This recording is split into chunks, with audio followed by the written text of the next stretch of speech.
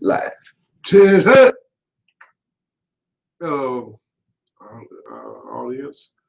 This is Staff Sergeant Wilfred Banks on behalf of all Tola L. Hutchinson, all Veteran Empowerment Services, and speaking on behalf of our President, Mr. James Cottrell, who also is a Vietnam veteran. Uh, uh, and also we have with us today Mr. Greg Harris, staff, excuse me, was it Buck Sergeant? Staff Sergeant. Staff Sergeant. Yes, sir. And the Gulf War. So we want to come again, talk to you again today. And our subject today, we're going to talk about one, what do we do?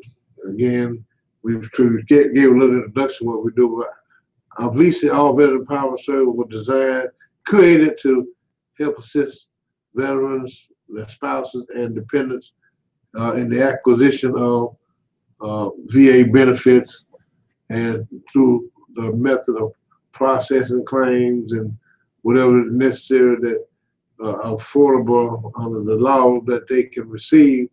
And so our job here at VC is simple: veterans helping veterans, and that's our whole thing. As we often say to our clients, is that we are a non-profit organization. What does that simply mean? Simply mean we don't have a product to sell.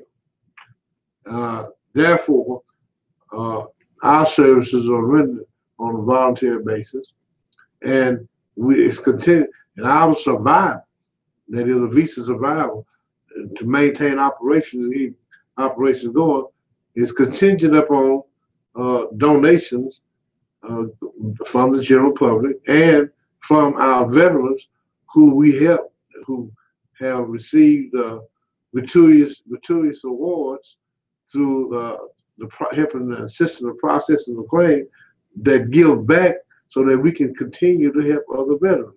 There are so many veterans out here that we know for sure that have yet to file a claim, don't know how to file a claim, have no idea that they have a claim that can be filed. And so it is an arduous task to try to keep everything bring everything to the forefront so that all veterans, their spouses and dependents, are receiving the services that they should receive from our federal government. Today, brother, Staff Sergeant Harris, I think we need to be trying to figure out is appealing to the general public that we need your support. I mean, that's just the bottom line. And so we've come up with what we do and helping is that we're trying to make sure that everybody that entitled to benefits will get get treated, get handled, get their claims processed, get all those things done that will bring to a quick resolution of their claims and their benefits through the Department of Veteran Affairs, who is oftentimes slow, just like a turtle. I mean, and then sometimes, we wonder, is it deliberate or is it just because they got so many people and so many veterans who are out there with so many claims that need their claims adjudicated in a fast and timely manner, so that a veteran doesn't have to wait on that amount of time trying to get a claim adjudicated through the system with the Department of Veteran Affairs. So, bottom line is, it's just a task, a general hard task to try to get all this done, and then have to worry about, are we gonna stay open tomorrow? We're gonna close tomorrow? How long are we gonna be open? So I don't know. Maybe you want to share some thoughts on that, Greg. It's very true that there's a lot of veterans out there who don't understand the filing process. A visa, we're located at 500 South Russell Street. We also have a website, avesinc.net, where you can go and make donations as well, and also get the latest and greatest on the informational package that a visa puts together by way of YouTube on Mondays Wednesdays and Thursdays, we're going to have posted events on informational package going out to the veterans and to the public as well. But it's very true. We operate off donations. We need your support on a day-to-day basis, wherever you can lend any type of support, contribute to the cause of veterans, assisting veterans. Well, one thing, that, for instance, we got coming up on the 30th, our annual banquet. Basically, it's a event that we put on each year to try to raise funding to continue operation. And right now, our annual banquet will be here at Forest City, Arkansas, at the Civic Center, and it's I believe it's $25. Yes, sir. A ticket per ticket, and for a table, for corporate table, it's $300 for corporate table. But the reason why we do this, because again, we only do this once a year, but we have to do this in order that we might raise funds so that we can keep doing what we're doing, that is assisting the veterans and their spouses and dependents. And this is every day. We've had even in the last, I say 4 weeks, I had to do a layoff, which we hated to have to do that because it cut down on the number of personnel that we have assisting in the processing and of claims and other things that we need to do to help assist our veterans. So all we needed, we need the support of the veterans, we need the support of the general public, federal government. We need everybody's support that will help us to continue to help our veterans. I'm looking back prior to 2010, there was very little help that was attributed to concerning our veterans, their spouses, and dependents. And I got to say it, especially in the minority community. We found that in 2010 that it was disproportionately a number of veterans of color who were not receiving benefits, especially wives who were spouses of deceased veterans that were not able to receive DIC benefit. In fact, you know what DIC benefit was, which is death and indemnity compensation, who are veterans or spouse of veterans who died of service-connected disability or in service death. So it's vital and critical that each veteran, if you're a veteran of the United States military service, regardless of what branch you in, regardless of whether you serve foreign or whether you serve domestic, we assist you in the acquisition of getting your benefits. And I mean, we're gonna fight, as our slogan says, to the last disease, to the last claim, to the last disability. We fight, we fight, we fight.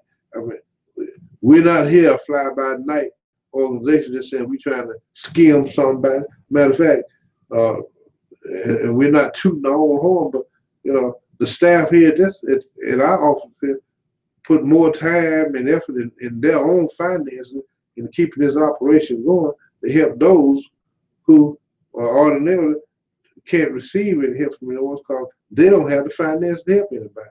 Until you get a claim adjudicated, a lot of veterans, until a veteran get a claim adjudicated, most of these veterans are out on the street, they're homeless, walking around,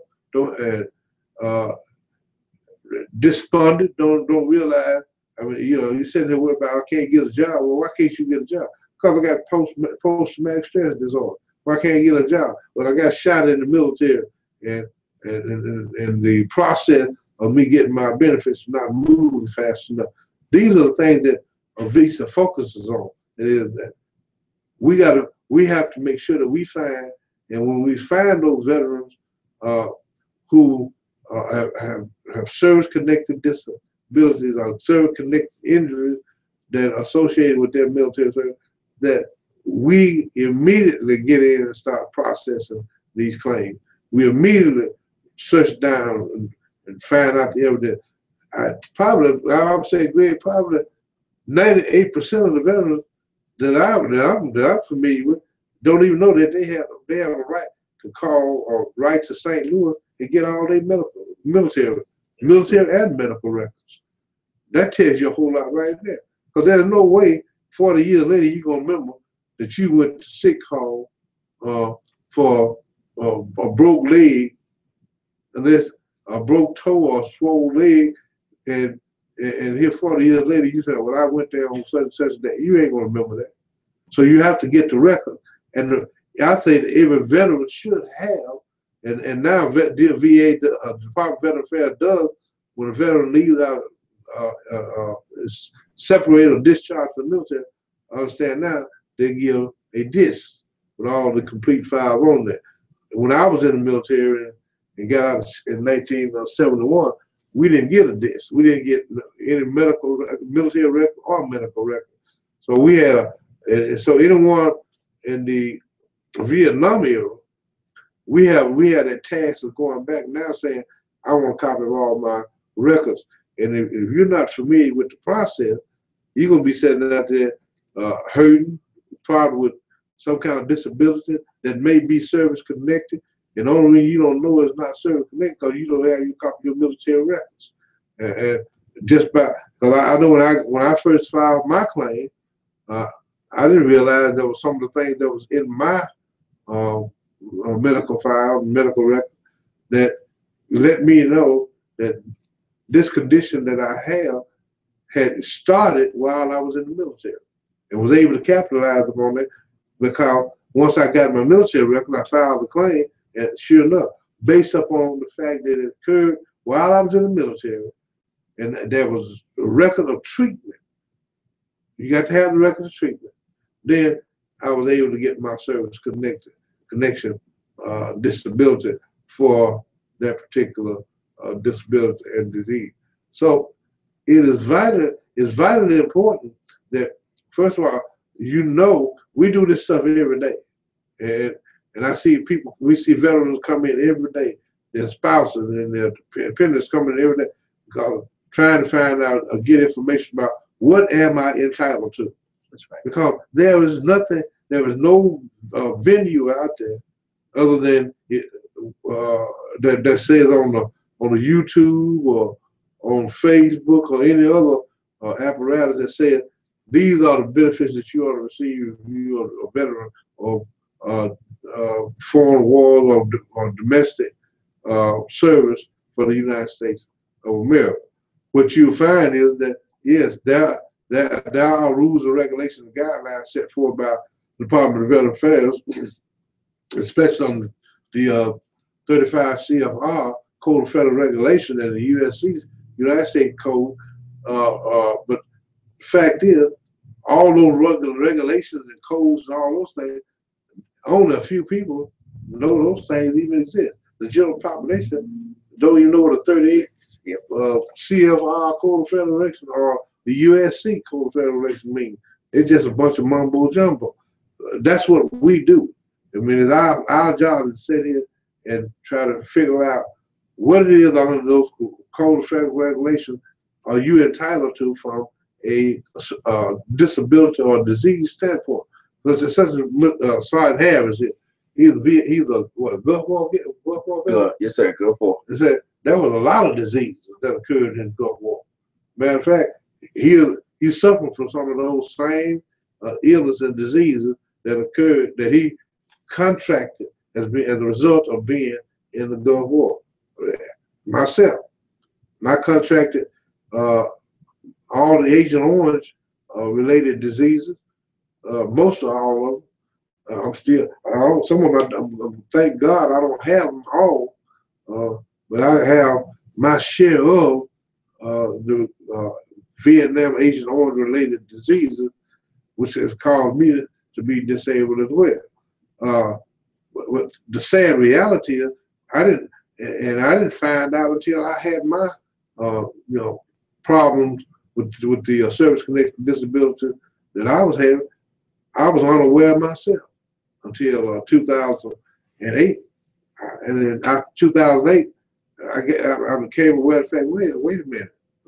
You know, all these years, I've been sitting here with these Agent Orange related problems, and I didn't even know I had those problems until I had my heart attack. And so after I had the heart attack, oh, okay, now we find out that it was Agent Orange related, and because of the chemical that was sprayed to defoliarize the jungle in Vietnam. Didn't realize that while it was killing the leaves and the trees, it was killing the people as well. Yes, sir. And you know, I sit back, I think about the fact that when I was in Love, I said, boy, they spraying that Agent Orange and killing them trees, and it's killing some of them dudes, you know. And I was so stupid that I didn't think about one time, was it killing the North Vietnamese soldiers? It was killing us too. And it took 45 years for the federal government to acknowledge that the chemical that was sprayed in Vietnam, in fact, continue to cause the death of American soldiers. And so there are still veterans out here. I'm convinced that there are veterans out here who are Vietnam veterans that still don't know, are still unaware that they have service-connected disability based on their service in Vietnam. There are veterans who are in the Gulf War, Afghanistan, Iraq, Desert Storm, Desert Shield, all of the war that are suffering from diseases and disabilities based upon those those presumptive diseases that happen or that they incurred as a result of actual wars in these other countries. And that's just the way it is. So functionally, you know, we doing the job. There's no problem with that. But you have to make sure, we have to make sure that we keep operations going, because we got to pay light, gas, water. See, when you come to our visa, when we assist you, that's what we do. We get your claim, we process it. You know, you don't bring, no one brings paper, pencils, computers, desk, space, lights, all this stuff is provided. I mean, so people, when they walk in here, they think, oh, I just come to the visa, and we go to visa, get our claim, get assistance. It's a whole lot more. When we assist the veteran with processing the claim, once we process that claim, let's say the 21-256 EZ form, when you file an application for a claim. Well, when we file that application, we help assist it, we help process it, we type it up. After we type it up, then we run copies. And after we make copies, then we put it in the envelope. That we are supplying all this material for these veterans. So all of these things are being supplied by this organization. And when that veteran leaves this office, he has a claim that's been put together, processed, put in the envelope, and all they have to do is take it to the post office, put it in the mailbox. We don't mail it, you mail it, we let the veteran mail it, because then they know for sure that we didn't process the claim, just put it in file 33 or whatever they call it. We didn't throw it in the garbage can. They took it themselves to the post office. So what I'm trying to get the general public and other veterans to understand that we need your help, because it is a monumental task to pay light, gas, water, and then provide all the material and the data necessary to the processing of the claim. And some of these claims that we've been processing, it's taken us 5, almost 6 years of continual processing and adjudicating and filing notice of disagreements. I mean, we don't just process, we don't just help assist in the processing of that claim. We help in every step. Once we file that claim, the first thing we know the VA is gonna do, they want to know where your evidence is. Now we got, the people have to come back to us. We have to help them sit down and figure out what is the evidence.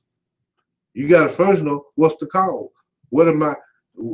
If I've got a service-connected disability, let's determine whether I got a service-connected disability. How are you going to do that? You got to go to the military records. And when you look at the military medical records, that's a different record from the VA-MC record, which is the Veteran Administration records that you acquire as you go to see the doctors over at VA. So those two different types of medical records that a veteran needs in order to determine what is the actual service-connected disability or presumptive disease that the veteran has, so that you can effectively process the claim and make sure that when it goes to the Board of Veteran Appeals or to the RO director, which is the regional office director, who has to set out and determine whether or not you qualify or you are actually a service-connected recipient of. So all those things has to be determined based upon facts and information. We help assist in the, as I said, the gathering of all that information, and it's a arduous process. And I want to say it's not. We appreciate. I want to say to everybody, we appreciate to the highest those veterans who had enough of self-worth, enough understanding that when they receive claims and when they receive their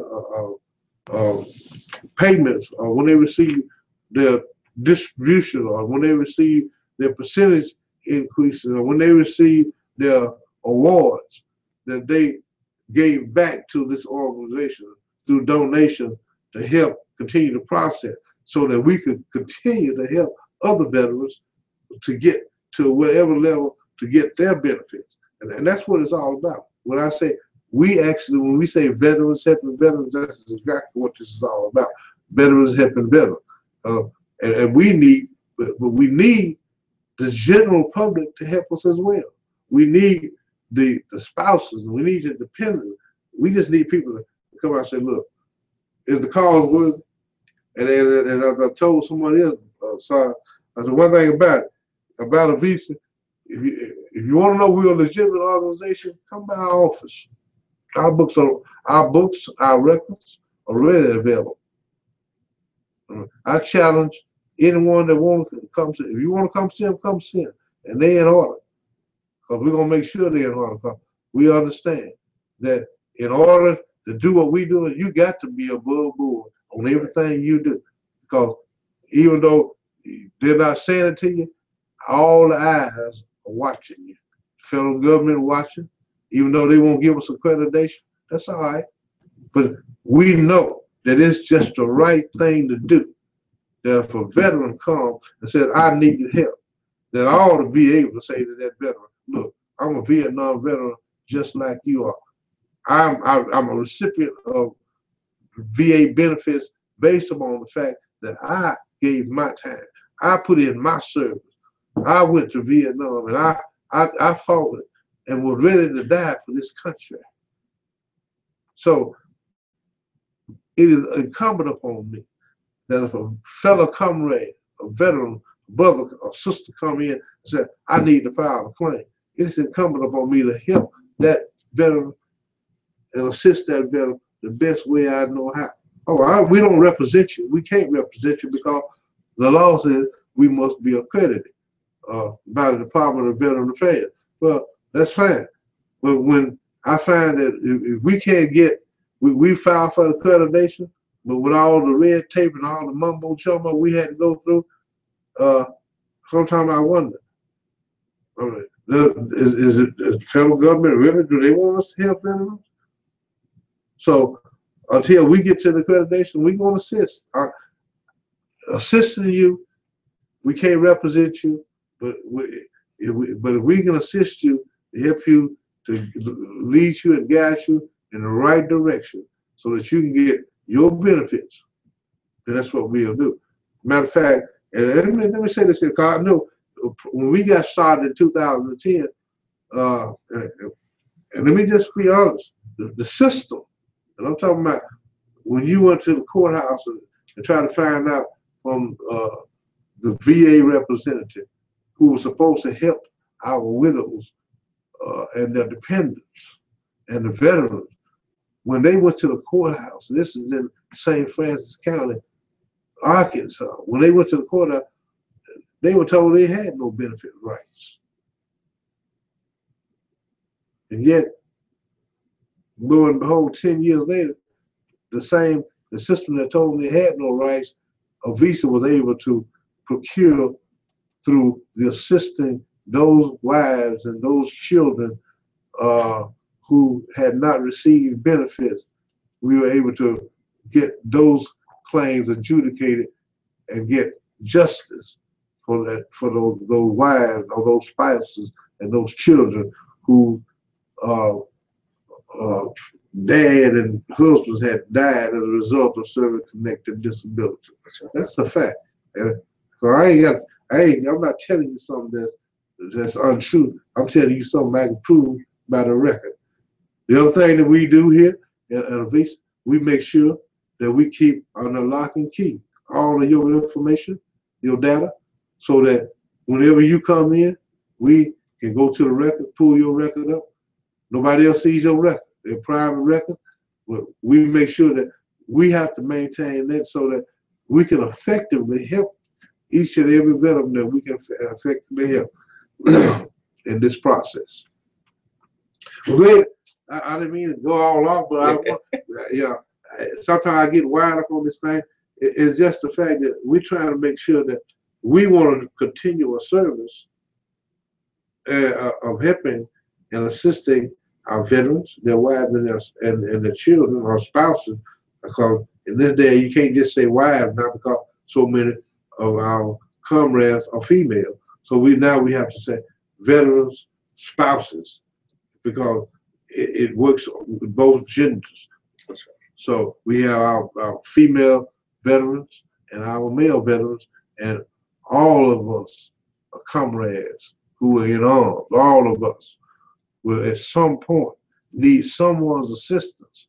If you've been in the military service and you got a problem, if you even our retired comrades, female and male, when they retire, oh, I got my retirement, so I'm doing good. Look, you may be doing good, but one thing about your retirement and your service to this country, if you was wounded in the service and you did 25 years of service and retired, you're still entitled to service-connected disability, because that's what's available to you according to the law, the federal codes, 38 CFR, under the jurisdiction of the Department of Veteran Affairs.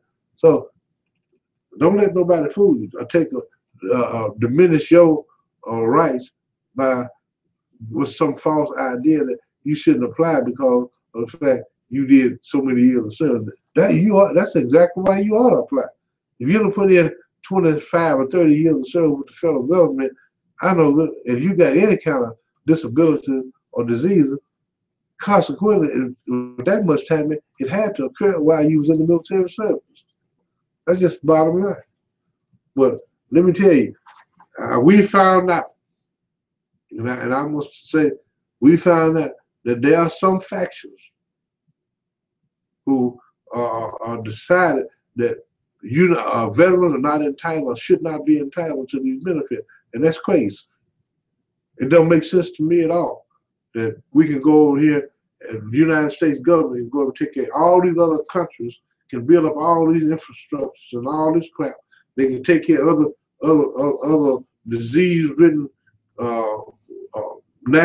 nations who were affected by some chemicals or some bombs or whatever that the United States deployed upon them. And yet, when our veterans come home, we got to go through all this hell just to get treated with some decency. I think, so, you know what I said, anybody else said, I think that charity ought to start at home and then spread the ball. I think that if you're a veteran who served in the United States military service, then you ought to be treated with respect and dignity. And that don't stop at the point where they said, oh, we'll give you some pills and we'll give you a walking cane and let you go home. No. In order to fully treat me and give me the respect that I deserve as for serving in the military service, you need to as well not only take care of my physical needs, but my monetary, economic needs as well as a veteran. Pay me for that which I need to be paid for because of the service disability that I have. Too many wives have lost DIC benefits simply because the failure of some agency not to tell them that when they died, that their husband who died of a service-connected disability, that they were entitled to DIC benefits. That's right. And that's a shame. It is an absolute shame. So I would say to the general public, you know, I know folks around talk saying, well, you know, veterans, I don't want to go to war no more. It's not an idea where we wanted to go. When I went to the service, it was not a choice. I was drafted. So, we don't have the draft now, but irregardless, even while I drafted, after I drafted, then I signed up for additional years of service. Not because I was disingenuous to my country, but rather I found out that it was my duty to serve my country. But since it was my duty to serve my country, now that I'm in destitution or in these conditions of service dependence upon service-connected disabilities and diseases, the government, these United States government, amen, owe me a service based upon my services that I render. All veterans, all of us. It doesn't make a difference what nationality you are.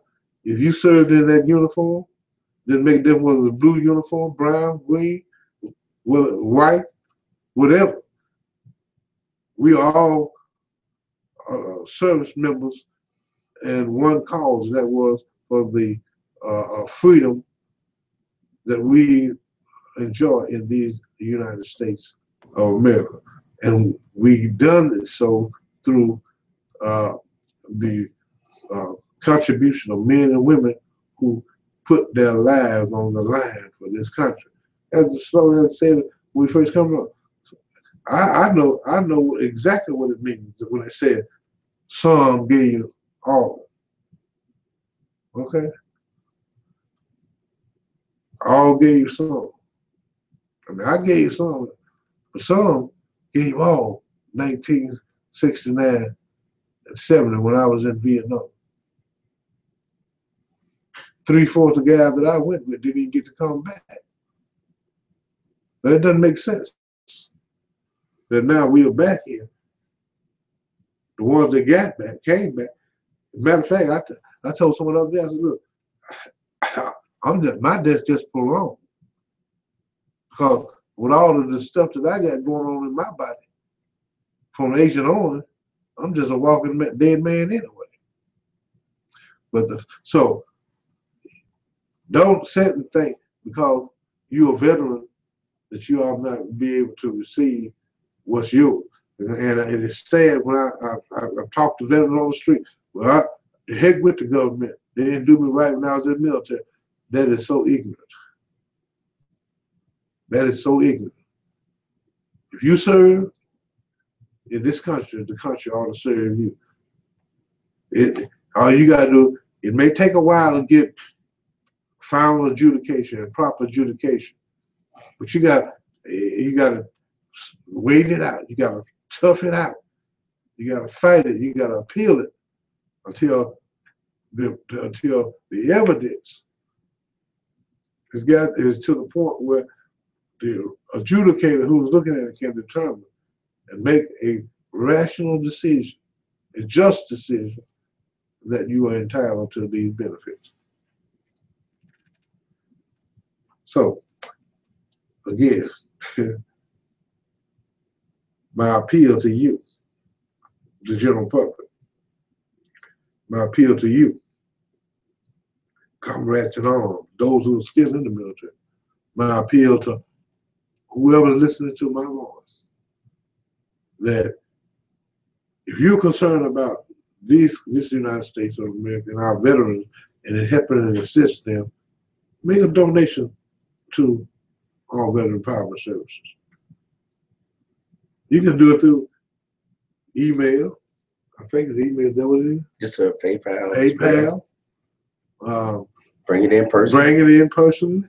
Matter of fact, we like if you're in Vietnam, we got what we call a wall of honor here. You want to send your picture in, send it in with your contribution. We're gonna put you on the wall. Just put your name down, who you are, and we put you on our wall of honor, because we take this serious, because this was the military was a part of our life, and yet there are so many out there who are suffering needlessly because of the lack of knowledge. And I kind of like the word said that we perish for lack of knowledge. And that's so true. Not only in the religious aspect of it, but also in the secular aspect. If you don't know what you need to know in order to survive, you're gonna perish. Man. So here, Mr. Harris, he's a volunteer. This man comes out here and volunteer every day. Now, not only does he volunteer service every day, as I do, as Mr. Cottrell, our president, does, but he also volunteers his money every month. Let me tell you how much he puts in, but it's substantial. The same as what I put in, it's substantial. All we ask you, if you would just send in $20 a month, that would if we had 200 people gave $20 a month, look, that would be tremendous. That would help us maintain buying paper, maintaining the lights, gas, water, processing of claims, transportation for veterans to get to and from VA who don't have a vehicle, trying to get a veterans adult daycare started, because so many veterans are at home, can't get out of the house because there's nobody there to even assist them so they can get out and just stretch a leg, sitting there looking at the wall, dying on the van. And I can relate to that, because I got a personal story on that. After I had my heart attack, they told me, well, Banks, you got to go home and sit down. No, I'm not going home and sit down. But as I was sitting there in my second week, I said, Lord, I'm dying here, sitting in this chair. I'm getting up. I got up that day. I got up and I said, Lord, I'm walking down this road. Whether I live or die, I got to move. I walked down that road, came back home, and they went back and sat in that chair since. And I refused to die sitting in that chair. Well, I got the disabilities, but I'm going to keep fighting, because God has given me a will to fight. He's given me the will to help those who need help. That's all the VISA is all about. We're here to help. We're unlike other organizations that you may know. We don't serve alcohol here. We don't drink it here. We don't party. We're strictly about one thing: veteran helping other veterans who have service-connected disabilities, spouses who are deserving DIC benefits, children, dependents who are entitled to educational benefits because their parent served in the United States military. So this is a plea for the general public that we need your help. If you want to help us, I know you can help.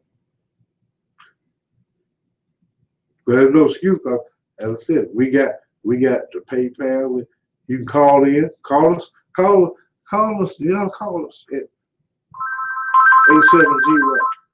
870-494-3005. 870-494-3005. Fax us. 870-494-3066. So the bottom line is simple, ladies and gentlemen. We can help our veterans.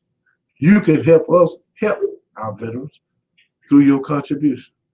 And by the way, if you send in a contribution of $20 or more, we're gonna send you a Visa blanket, a throw blanket. Ain't much, but I want to show you. We were trying to show you our appreciation for your contribution.